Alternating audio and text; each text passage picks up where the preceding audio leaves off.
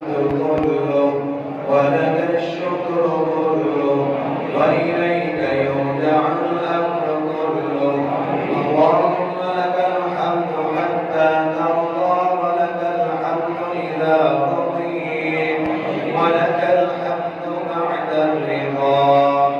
لك الحمد حتى ترضى ولك الحمد إذا نقول لك الحمد كالذي نقول وخيرا مما نقول ولك الحمد كالذي تقول ولك الحمد حتى ترضى ولك الحمد إذا رضيت ولك الحمد بعد الرضا.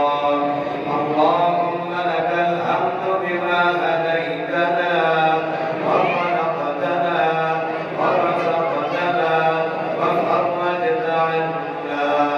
لك الحمد بكل نعمة أنعمت بها علينا في قريب أو حديث أو خاصة أو عامة أو سر أو علانية.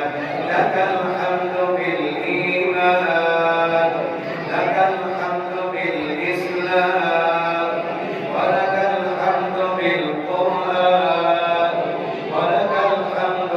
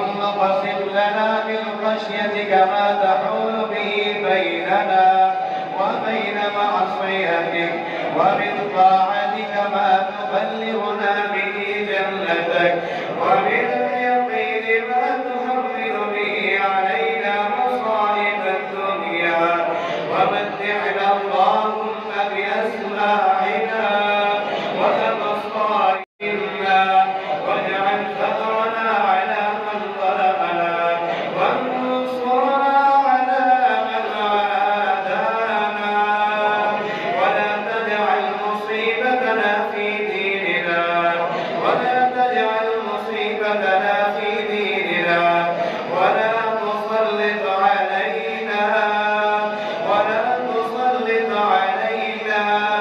بذنوبنا من لا يخافك فينا ولا يرحمنا برحمتك يا أرحم الراحمين.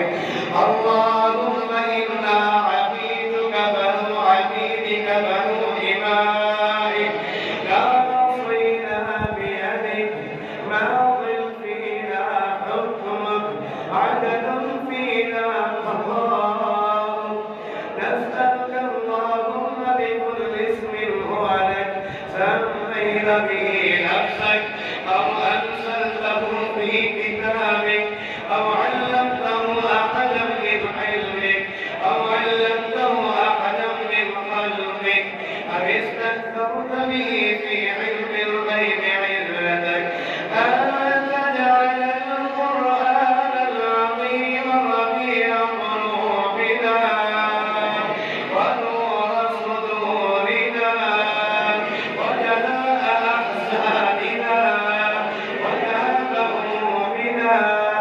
همومنا برحمتك يا أرحم الراحمين. اللهم اغفر لنا وللمؤمنين والمؤمنات والمسلمين والمسلمات الأحياء منهم والأموات إنك سميع قريب مجيب الدعوات. اللهم ارحم موتانا اللهم ارحم موتانا اللهم ارحم موتانا وموتى المسلمين اللهم ارحم موتانا وموتى المسلمين الذين شهدوا لك بالوحدانية وبنبيك بالرسالة وماتوا على ذلك. اللهم اغفر لنا ولوالدينا اللهم اغفر لنا ولوالدينا ولأساتذتنا ولمشايخنا. اللهم اقسم لنا من خشيتك ما تحول به بيننا وبين معصيتك.